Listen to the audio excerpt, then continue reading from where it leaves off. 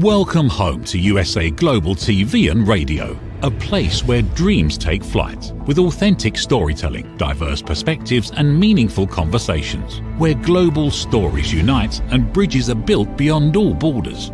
Discover world-class education, entertainment, hope and inspiration. Together, we're building bridges worldwide.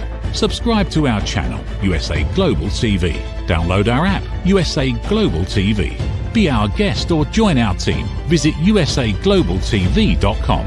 Thanks to our founder and executive producer, Dr. Jacqueline Kerbeck. Music score by Yeffy Tang from Cloud Road Music. Voiceover artist Mike Porter. Creative direction by Paul Garcia. USA Global TV and Radio, your home for global connection. All rights reserved. This video and its contents are the exclusive property of USA Global TV and Radio. Unauthorized use, duplication or redistribution in any form is strictly prohibited.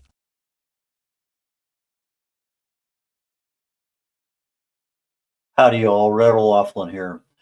Today we're on The Wise Ones on the USA Global TV and Radio Network. And my guest today is a 7-time author. She has one children's book and an interesting story about how she got into writing and the series that she's in. And so I want to go ahead and bring up Beth Splaine. Please join us. Hello. Thank you for having me. I'm thrilled to be here. I was looking at your research, and we didn't go into it backstage, but one of the things I found fascinating was you said you were brushing your teeth one day, and then all of a sudden you became a writer. So, why don't you tell us how brushing your teeth becomes an author's journey? Yes, it was an interesting story that I still can't believe happened. We lived in Grand Rapids, Michigan. I was brushing my teeth, and I closed my eyes and finished brushing my teeth. And while I was doing that, the toothpaste cap fell on the floor. And with my eyes still closed, I reached down to get it, and I couldn't find it. And I remember thinking, still with my eyes closed, it would be really challenging to be blind and not be able to do a lot of the things that we take for granted, like picking up a toothpaste cap. And I opened my eyes, picked up the cap, stood up, and looked in the mirror, and the name Julian Stryker popped in my head. And very quickly, all of the other details about Julian, what he looked like, the clothes he was wearing. He was a child psychologist based in Boston. He had lost his sight because one of his adolescent clients attacked him with a knife. And he had chosen the path of forgiveness and kindness after a long road to recovery. So with all of that in my head, I went downstairs, and I had never written anything longer than I had to at school or an article. And I literally sat down at the computer and started typing. And about 6 hours later, my husband came home from work. I was teaching voice at home at the time. 6 hours later, he came back, and I was still at the computer, and he said, "What are you doing?" And I said, "I don't know. I think I'm writing a novel." And that was my first book, which still sits in a drawer in a desk tucked away that will eventually be rewritten. Very quickly after that, within the next year and a half, I had written 2 sequels to that first book called Blind Order and Blind Knowledge. And then I kind of went in a different direction, and I heard about 2 real-life medical stories. I was in healthcare for 10 years before I switched careers. And I heard about 2 real-life medical stories that I wove together to create a book called Devil's Grace. And it actually won a national competition to get published. And that's how I started getting published by publishers, regular publishers, as opposed to being self-published. Okay, so you recently won an award. Why don't you tell us about that one?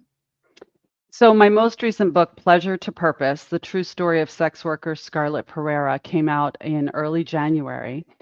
And I had asked that Literary Titan review it. They reviewed it and gave it a beautiful review with 4 stars. And because it got 4 stars, it was automatically entered into their contest. And I literally thought nothing of it because I'm not a very lucky person in terms of winning things. So, and then about 12 days later, I got an email saying that I had won the Silver Award, the Literary Titan Silver Award. So that was a huge win. The book's only been out for a month, so I was thrilled about that. I'm very, very honored. Okay, so it's the true story, but it's not necessarily about the sex worker. It's how she helped others. Is that correct?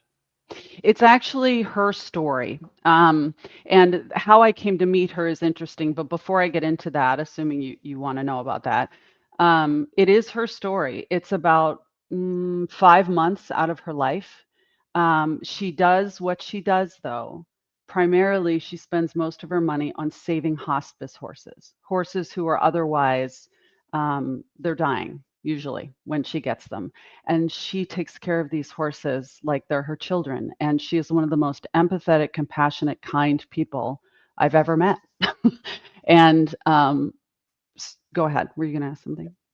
Okay, when we were talking backstage about hospice horses, I Yeah. had a slightly different understanding of who she was saving because whether it's a dog or some other animal, and I'm at least aware of horses being a hospice opportunity for the dying, and I Yes. thought she was providing the horse to the hospice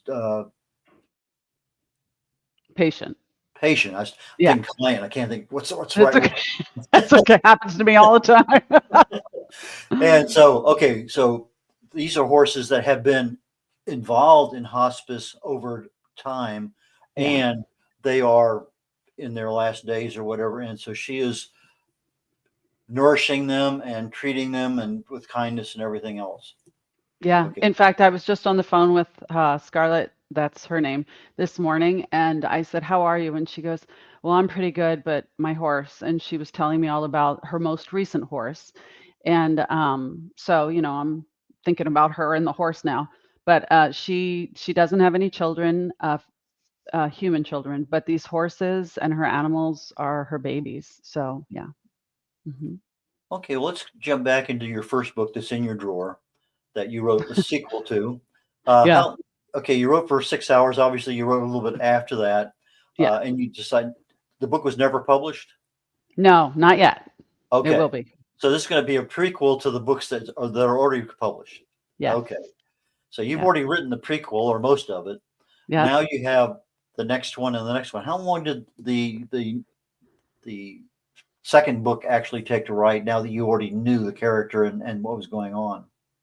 I think I write first drafts usually very, very quickly, maybe 4 to 6 months. I just kind of go bleh on the paper or on the screen. And then it's always the second, third, fourth, fifth drafts that take more time. But from starting the book to its publication was probably 13, 14 months. Okay. I treat my writing, even though it's mostly unpaid, right? Except for royalties, it's a job. And I think a lot of writers struggle with that. I'm fortunate that I teach primarily in the afternoon, sometimes into the evenings. I teach voice.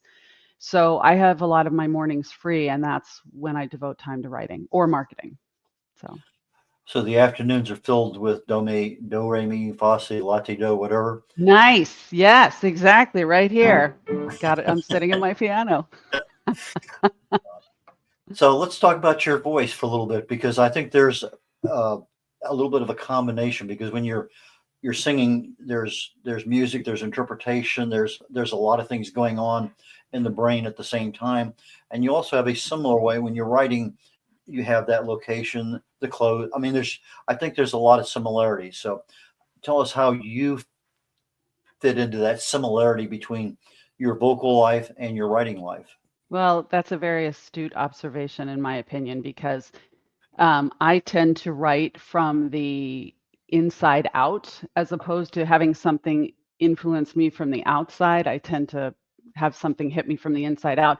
And that's also the way I perform. So when I was writing, because I did perform for 15 years, in my mind, the scene I was writing was a set, and whether it was on a stage or a sound stage or whatever, but I knew what was on the side tables the bed tables. I knew what book was sitting there. I knew what slippers they were wearing, except it wasn't until I was writing Blind Order, which was the sequel to the one that hasn't been published, that um, there was a scene where he's sitting in a restaurant and a woman comes in to meet him. And I switched perspectives. So she was looking at him. And I realized that I had described him sort of in my head, but not with detail. Like, what did his nose look like? So I really actually stopped and thought, wow, that's interesting. And I think it's because it was coming from inside of me. It wasn't some character I had built, it was part of me. And so I got to literally chisel him. I sculpted him in that moment. And it was actually really fun. And I took a lot of time with it because I could see this going to screen one day and I can see the character, I see the actor I want to play him. I probably won't have any say in it if it gets there, but I know what he looks like. And so that was kind of fun. Have you done any songwriting at all? Not seriously. No. I mean, I used to write songs for my kids when they were little, or, I make up songs all the time and I'm singing all the time, but I'm much better at taking that aria that's written in the, 18th century and bringing that to life than I am. That's a different skill set that I am not fortunate enough to possess, I think. Yeah, we had a guest on very recently who was a Grammy nominee for this last set of awards, and we talked Wow. about the songwriting and the lyrics, and especially when you start translating that into a foreign language, it just everything goes crazy. But as an author, it's a different world than what the other. So Although you have your go ahead. Can I just add to that? You raise a really good point. And one of the reasons I stopped performing is because I realized I was tired of interpreting someone else's work. My job was to look at music that was written in the 17 or 18, 19, whatever, and to interpret it. But there are so many ways it can be interpreted, but they've all been done, especially with opera.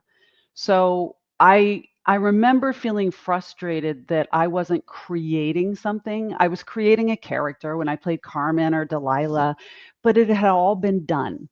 And so this idea, I didn't realize it at the time, but when I sat down and started writing, it was that need to create that permeates now to today. I didn't realize I had that need. I satisfied it for a while with performing, but it grew. It was in there and it was trying to get out.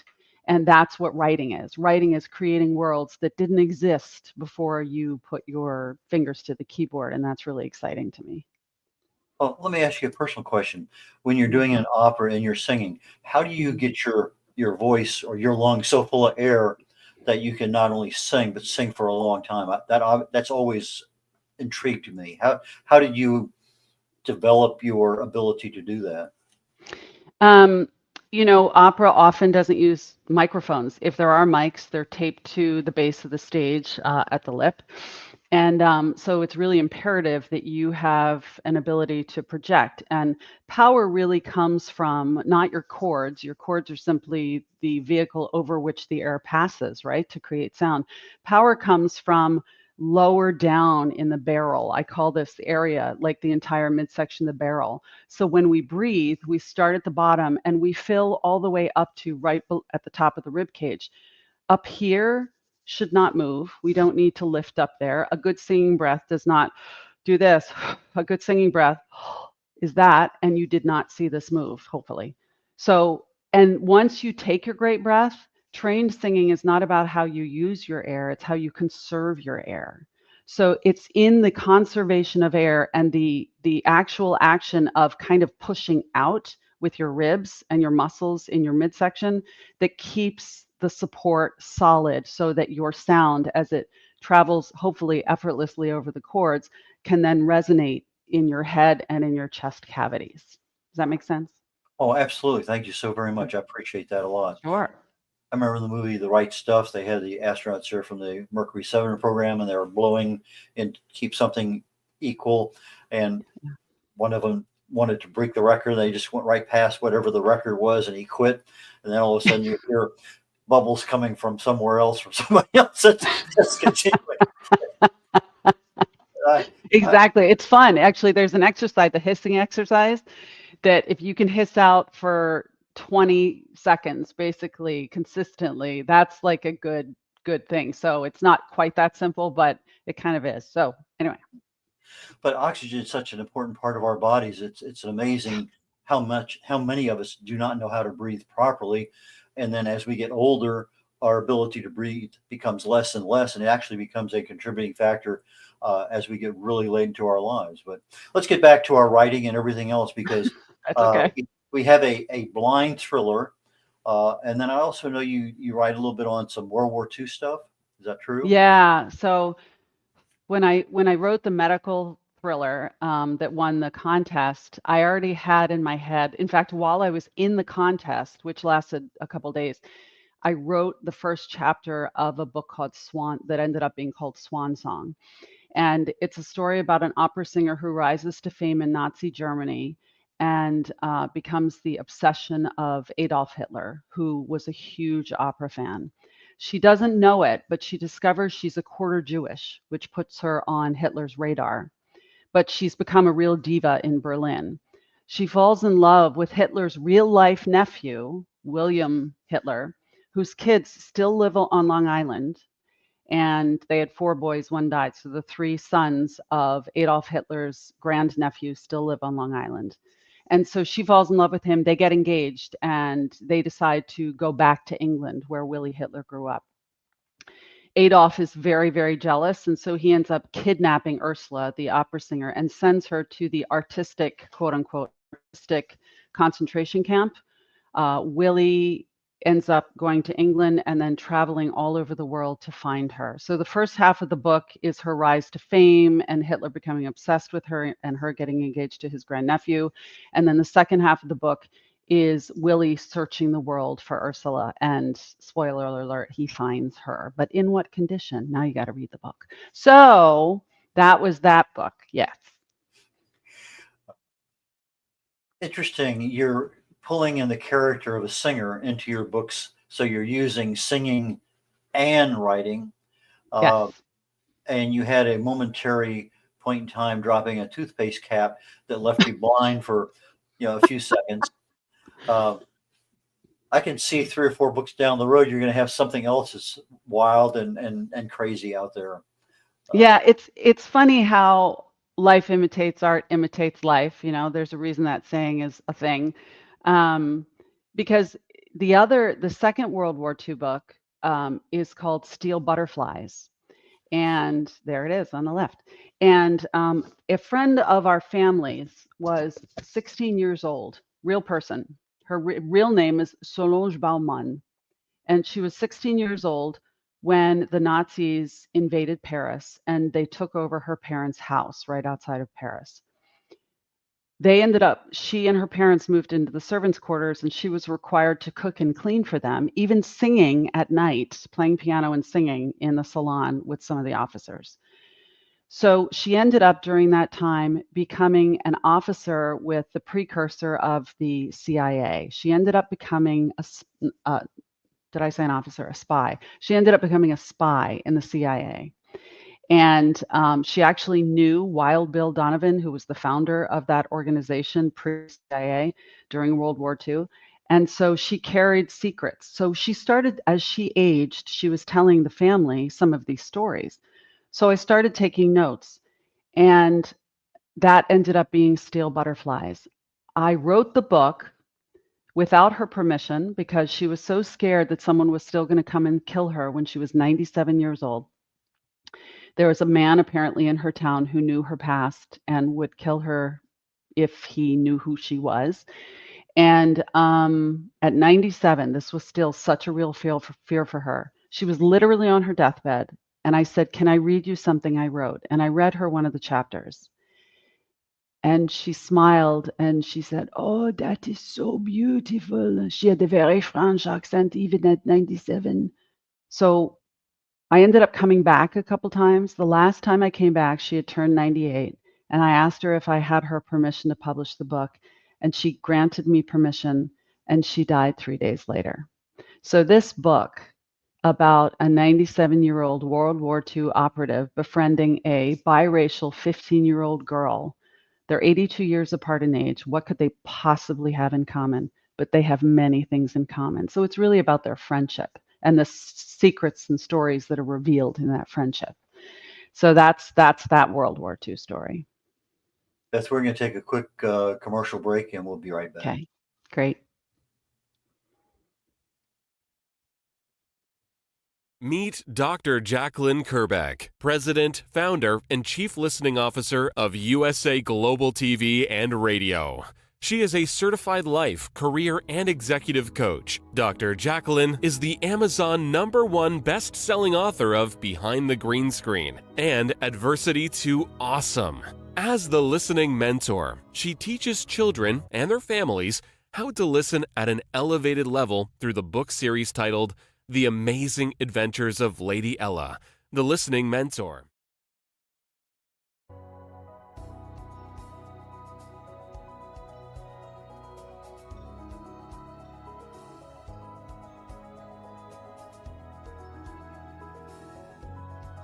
The Creative Hearts Awakening book series features heart-centric creatives who share their awakening journey. Through the Power of Listening educational course platform, people can get certified as elevated listeners on USA Global TV and Radio. Learn how to center yourself and align with nature through the power of nature, plants, and shrines.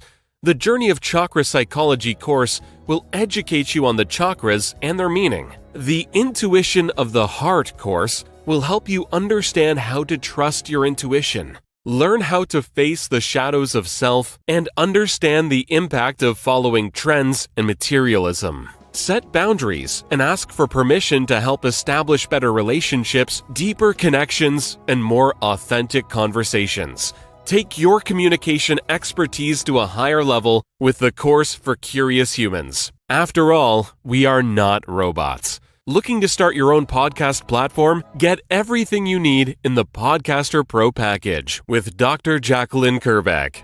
How can music, breath, and your voice set you free? Find out with the Power of Listening courses. Dr. Jacqueline is a certified meditation teacher, yoga instructor, and Juice Plus distributor. She will help you create a plan for your healthy lifestyle. As an expert in the art of interviewing with over 3,000 hosted and/or produced live broadcasts, Dr. Kerbeck helps her clients stand out as global broadcasters. Dr. Kerbeck's books are available on Amazon. Start your listening journey by reading. Tune into the Listening Mentor TV show, Fridays on USA Global TV, and learn how listening can be your superpower.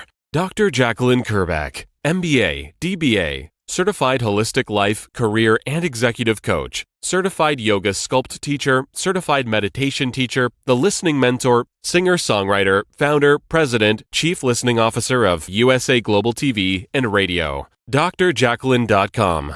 Thank you to all our elevated listeners, team members, animal characters, and co-authors. Contact us at 215-852-9406. Jacqueline at drjacqueline.com.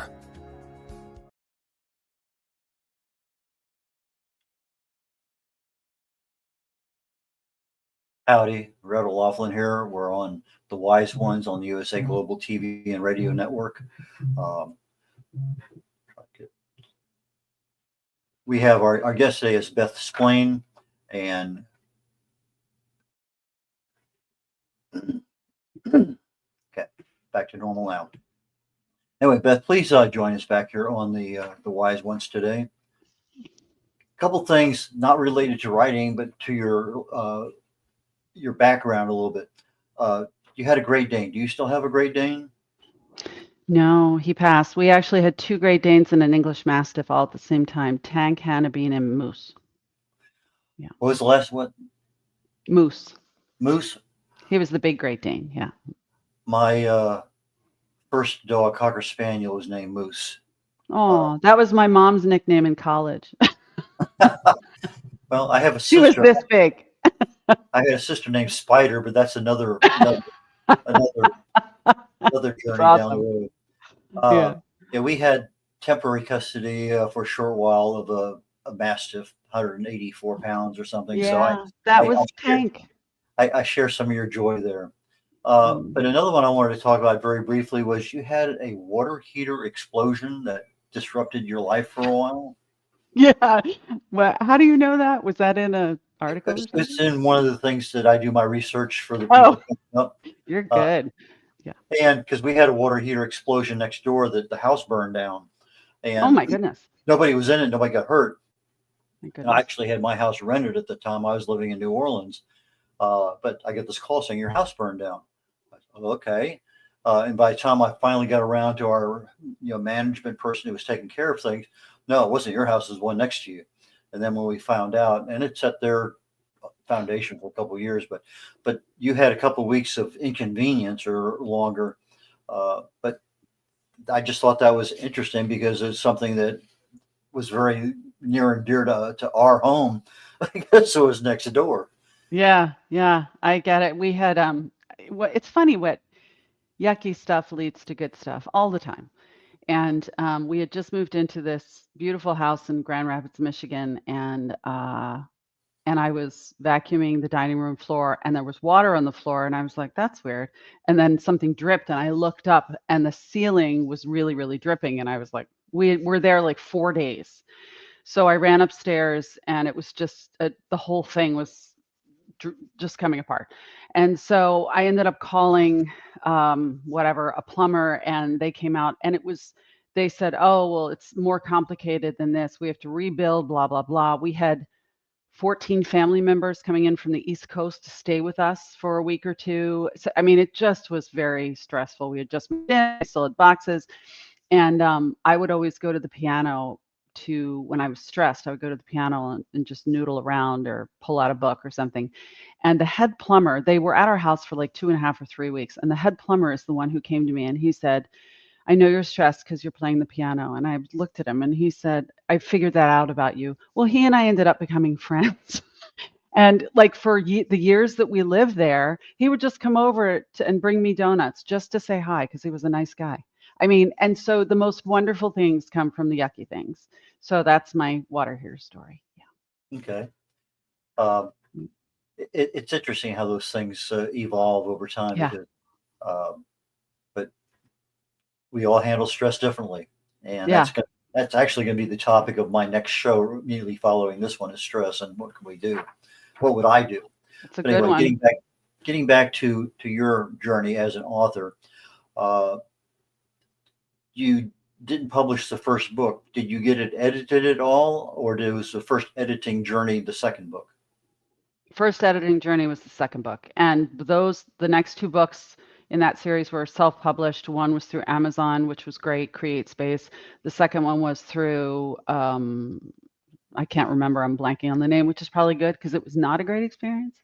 But the editing with the Amazon was actually great. I don't know how it is now because I haven't done it since 2017. But it was great, really great, actually. Okay, so you get the books edited, and they took, you say, a little over a year to write. That includes the editing time too? Yes. Yep. Okay. From time of fingers to keyboard to getting them out. Now, I wrote Swan Song in 4 months, and it's my longest book, but it just poured out of me. And that's how I know a book is close to my heart. Devil's Grace poured out of me. Swan Song poured out of me. Steel Butterflies, not so much because it was someone else's story. So for the last 2 books, I've written someone else's story. It's not my story. I make it mine, but it's not mine. And that is a different animal altogether. And when I met Scarlett Pereira, who's the prostitute in Pleasure to Purpose, I met her because my massage therapist also massages horses. And she was massaging Scarlett's horse, the one who's in the book. And my massage therapist friend said, hey, I never asked you, Scarlett, what do you do for a living? And she said, well, I normally tell people I'm a massage therapist. And so she told her what she did. She said, I am a prostitute. I'm a sex worker. I'm a dominatrix. So my massage therapist tells me this. I'm face down on the massage table. And she tells me this. And I said, get out of here. And she said, no, it's true. And I said, I have to meet her. And then immediately after I said it, I thought, what are you thinking? Why do you have to meet this person? And then I realized it was because the compassion that you need to take care of these horses is amazing. But that same compassion needs to be carried into a BDSM or dominatrix session. This is a world I knew nothing about, and now I know way more than I ever thought I would. But you need to have compassion and trust to do this work, because otherwise, honestly, it's torture. And most people don't enjoy that. So that's why I had to meet her. And I told her that in our first meeting. And she looked at me and she said, "Thank you for acknowledging that, for understanding that." After our first meeting, we sat for 3 hours and we talked at a restaurant. And then I left to go teach. Now, many of my students are children, ages like 8 and up. So I went from talking about all of this sexual stuff with Scarlett for 3 hours into a building where there were orchestras playing and there were little kids running around. And I walked in and I thought, oh, this is where I belong. This is my world. And I went to teach. Several hours later, I forgot, because when I teach, everything else goes away because I love it. As I was walking back to my car, it all came rushing back, and the two worlds colliding literally made me feel sick. I almost vomited. And I got home and I said to my husband, I don't know if I can write her story because of this feeling it created inside me. And he said, then don't. And I had told her I wasn't sure if I would or not. So I decided not to write it, but I didn't want to tell her right away because I was a chicken. So like a month went by and I decided I needed to reach out to her. So I reached out and I said, gee, I'd love to meet your horse, because I wanted to just let her down gently. And I texted her and she called me immediately and said, I had to put Franco down last week and I'm just a mess. And so an hour later, we're still chatting because she was so upset, and I'm not going to hang up the phone. And then the next week we started chatting. So for the last year and a half, every Thursday at 10 a.m., we talk. And I took 35 pages of notes. And about 2 months in, I thought, I think I'm writing this book. So the reason it's important is this book is important is not because I wrote it and not because it's her story, but because it's a chance for people to see and experience something outside of their own worlds that will open their eyes, give them a different perspective than what they normally hear on TV. All sex workers are not drug addicts. All sex workers are not being sex trafficked. So it's just a glimpse into another world. And when I've talked to people about what this book is, as I was writing it, to a person, fascinated. The men were more fascinated because it was about a sex worker. The women were more fascinated because they were thinking, oh, well, what would I do in that situation? And so you just gain, that's the point of books, right? To get you outside of your comfort zone, to make you think, well, what if that happened to me? What would I do? How would I handle that? And most importantly, my books are all about darkness to light. We walk through a valley of darkness, and we can't appreciate the light really until we get to the end of that darkness. We know it's there, and when we see it, we say, there it is. And what is light? Compassion, love, forgiveness, kindness, empathy, patience, right? So that's what this sex worker has in spades for her clients, for her family, for her horses. So why should the story not be told? Such an unexpected place to find so much light. That's why I wrote it. Resilience. Yes. Yes. Yep. When did you start marketing your books? Normally, when I had a publicist for 2 of the books, and we would start about 4 months ahead of time. With this most recent book, Pleasure to Purpose, we didn't have the final advanced reader copy until 10 days before publication date was planned. So I did the best I could. We all did the best we could. But the real marketing is happening now. All of the podcasts and the interviews and the articles, that's all happening now. Ideally, it would happen 4 to 6 months ahead of time. Okay. Get the press release out there, all that stuff. Audiobooks? 2 of my books are on audio, recorded by me because I have the accents that I can do. So the Steel Butterflies, the French woman is like this. Her name is Celeste in the book.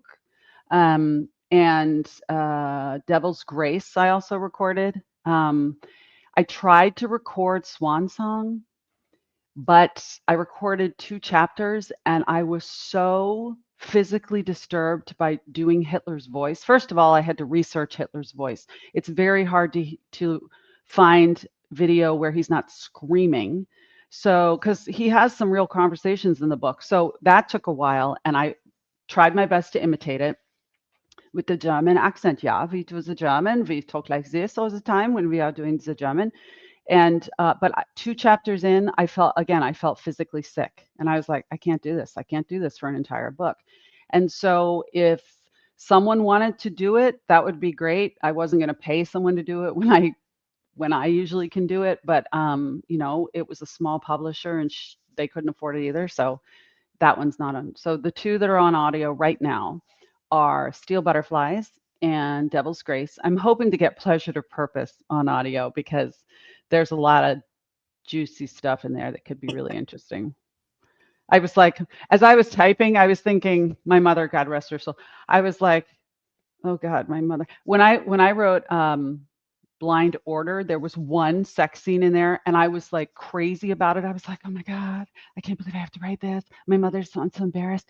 And this time, the first draft of Pleasure to Purpose, I had some women read it, and one woman said to me, she doesn't hold back. She goes, okay, Beth, seriously, if you're going to write sex scenes, then write the darn sex scenes. But don't, no one talks about a hoo-ha. No one says that in the real world, in that world. And so I had to get really gritty. And the first scene was really hard. And the first line in the book is, I find it ironic that some whores don't enjoy sex. And when I wrote that, I thought, okay, I'm all in. And so it was a challenge, but one of my he's 94, he survived the Holocaust. He's a huge reader of all my books. And he said to me the other day on a Zoom, he goes, I cannot believe you wrote this book. It's amazing. I love it so much. He's 94 and he's reading this book. And he said, but I can't believe you wrote this. You with all these other books about the light. And, and I was like, but don't you see? He goes, no, I get it. I just can't believe you wrote this. So That's we're at the end of the show. How do people get your books, or how do they get in touch with you? the best way is to go to my website, Elizabeth Splaine, like you got some Splaine and Dodo Lucy, elizabethsplaineauthor.com, or you can just Google Elizabeth Splaine. You can buy my book at a discount from Ingram, which is the distributor, if you go to my website. All of my books are available. You can also reach out to me through my website, send me an email. I will always respond. I love to hear from people. And I'm just grateful that you're watching, Red, that you took time. Well, for our audio audience, elizabethsplaineauthor.com. That's ELIZABETH, Elizabeth Splaine, SPLAINE, author, AUTHOR.com. So Splaine, SPLAINE. So for our audio audience that don't have a chance to see our screen. Thank you. With that, Beth, I really appreciate your time today, and I look forward to our next conversation. I really do, and best of luck with Pleasure to Purpose, and I hope that it also has its audiobook down the road too. So take care. Thank you, Red. I really appreciate your time, and Dr. Jacqueline too. Have a great day. I shall do my best. Bye now. This concludes our show today on The Wise Ones on the USA Global TV and Radio Network. We had Beth Splaine on, author, vocal opera singer, vocal coach, a lot of things that we had there. The next show coming up today, back to back on the USA Global TV and Radio Network, is a show that I do by myself called Talking Heads. And I'm doing a series now. Each week I pick a topic and I say, what would I do? Well, I research the human body at the cellular level, chemically speaking. I look for cause and effect relationships. Treat a cause, fix a problem, treat symptoms, and you'll always be treating symptoms. So if I can find chemically what's going on in the body, well, what if you do this? Well, that may speed it up, it may slow it down, it may stop it. But there are things that with a chemical reaction, we do have the ability to have some kind of interaction with it. And sometimes it's easy to do, and sometimes it's nearly impossible. But at least if you know, you can talk to your doctor and make better decisions. So with that being said, take care of you all. Catch you all next week. Bye now. Ever dreamed of hosting your own TV show, sharing your story with a global audience? Now's your chance to shine. At USA Global TV and Radio, we make it easy for you to create, host and broadcast your very own TV show. Whether you're a storyteller, entrepreneur or industry expert, we help you bring your vision to life. With our exclusive interview, live streaming and podcasting training, you'll gain the skills and confidence to captivate your audience. Our global platform ensures your voice is heard worldwide. Join our community of creators who are already making an impact, one show at a time. Step into the spotlight. Host your own TV show on USA Global TV and Radio. Book your discovery call today at usaglobaltv.com. Copyright 2025 USA Global TV and Radio. All rights reserved. Terms and conditions apply. To learn more, visit usaglobaltv.com. USA Global TV and Radio proudly presents Steve Klein Art at steveklein.art. My name is Steve Klein, born Manchester, England, 1953. My quest in my lifetime is to create artwork from my soul and the deepness within my wildest dreams and fantasies.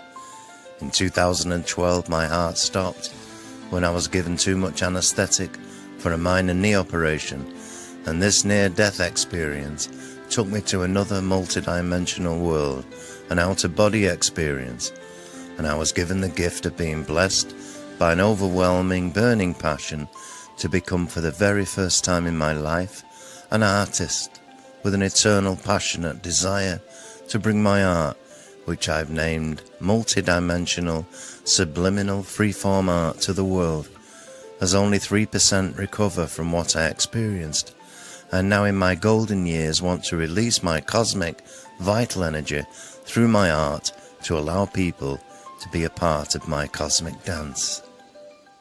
To learn more, email roccogoodwine@gmail.com. For VIP pricing, mention USA Global TV and Radio.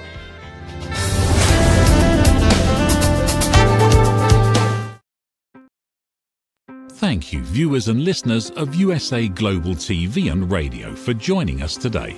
We're honored to have your time and attention as part of our global community.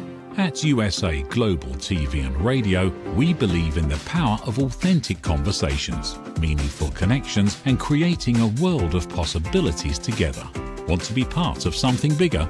Join our team of elevated listeners at usaglobaltv.com, a space where your voice matters and your ability to listen transforms relationships. Stay connected with us across all our platforms for thought-provoking discussions, expert insights, and empowering stories. Subscribe to our channels at youtube.com/c/USAGlobalTV. Follow us on social media and explore the endless opportunities we're creating for growth, learning, and inspiration. Together, we're not just broadcasting, we're building bridges and changing lives, one conversation at a time. For inquiries, contact us at info@usaglobaltv.com. Music by Johnny Dyes. Produced by Executive Producer and Director Dr. Jacqueline Kerbeck. Voiceover by Mike Porter. Creative Direction by Paul Garcia. All rights reserved. Copyright 2025. Visit usaglobaltv.com to view our full terms and conditions.